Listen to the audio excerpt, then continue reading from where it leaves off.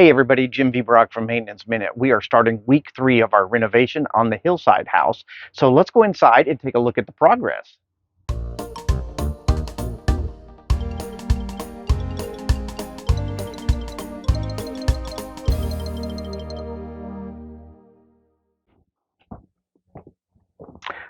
Welcome back inside. If you will recall from our previous videos, about 3 weeks ago, this home was semi-livable, but it had a few things in it that caused us concern that we wanted to open it all the way up so that we could discover what things may have been done over the 5 or 6 decades this house has been in existence and the several different remodels it's gone through over the years. And justifiably, because we found several things hidden inside these walls and up in the ceiling that are really concerning to us. So one of the things I want to talk to you today is about gravity and the anatomy of a house.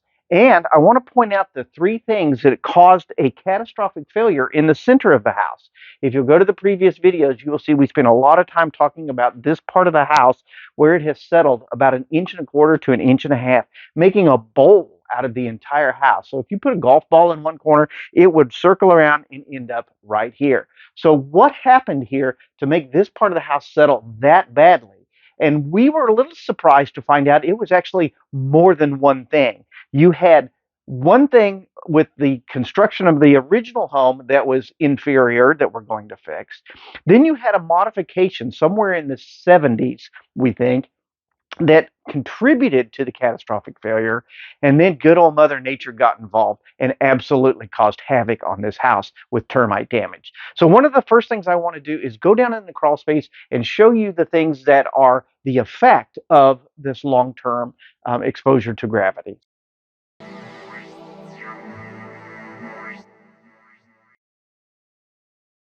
Okay, before we go under the house, I'm going to stop right here and talk about our sewer drain a little bit.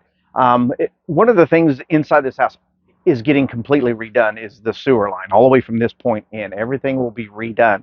You know, in the other videos, we discovered that there was actually a broken vent pipe in the house that was expelling sewer gas into the house 24/7. And obviously, that's an undesirable thing, so we want to get rid of it. We're going back all the way to code from this point in. So I just wanted to stop and let you know that we blocked this off and capped it off to keep water in, critters and stuff out of that pipe. So let's go on in here and take a look at our structure damage.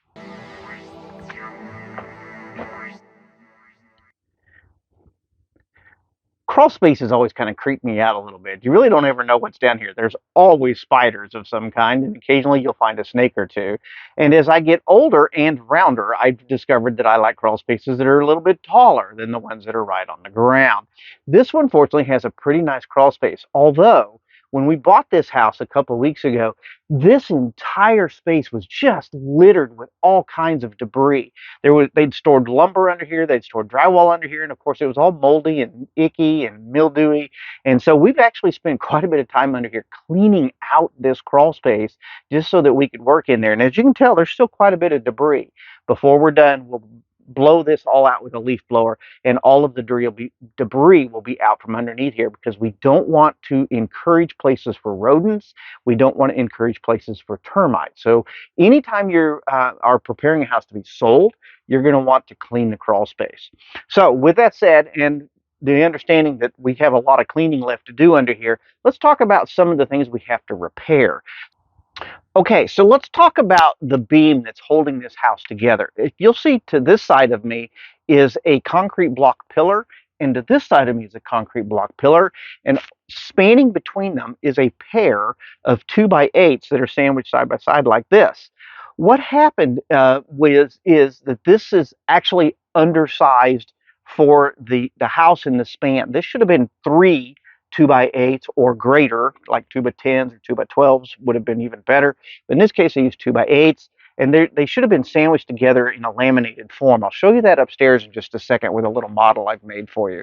What happened was this seam is out in the field between the 2 pillars, which made a weak spot for it. To make it worse, the other seam is right here. So you have a very poorly structured or supported part of the most important part of the house, and that is this beam that holds everything above it in place. And then later they took and put what either was a floor furnace or some kind of air return, maybe for an air conditioner or something, and they split two of the floor joists, which allowed this to roll sideways and split this joint apart. So essentially, there's nothing between that pillar and that pillar holding up the house. And guess what sits right above this point?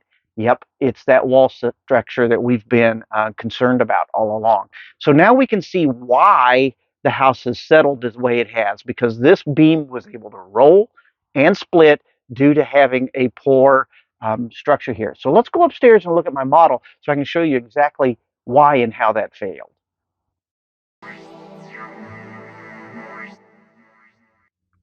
I think the best way to explain what happened down there is with this little model. So let's pretend that these two blocks are the concrete block piers that I pointed to earlier that transfer the weight all the way to the ground, the footing and then the ground.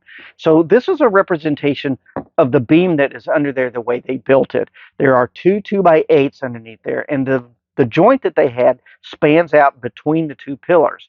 Now, this is bad because all I have to do is put a little bit of pressure there and I can break that beam, just like what happened. But that might hold if you didn't have anything directly bearing on this particular joint. But what happened was, when they took the floor joists that went off of there were two of them, and cut them and made them weak to where they could pull, then this whole thing started to roll. And this is what happened. And it broke that joint and then allowed for the catastrophic failure this way.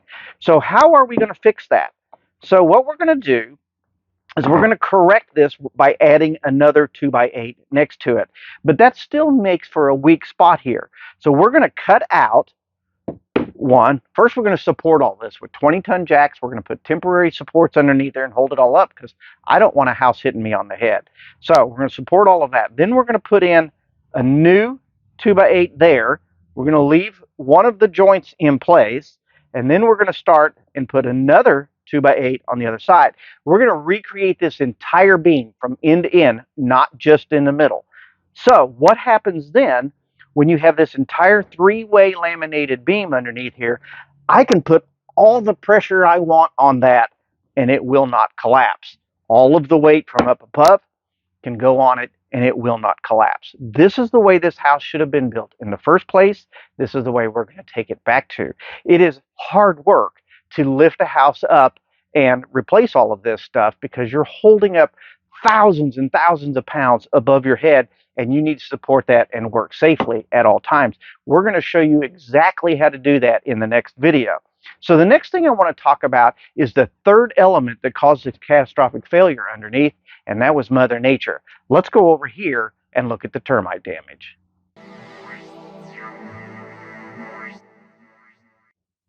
Unfortunately, if the structural problems that were created weren't bad enough, Mother Nature had her own idea here.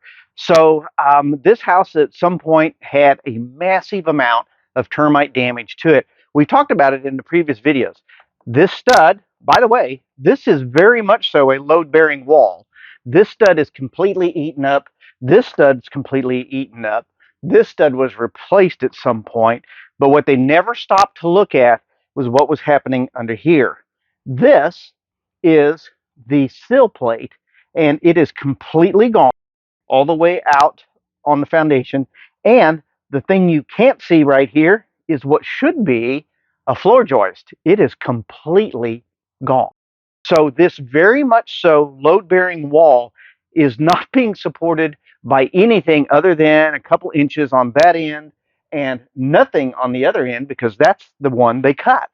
So again, we have multiple elements in this house that should be fully supported to the ground that are just hanging in midair due to the tensile strength of the rest of the house.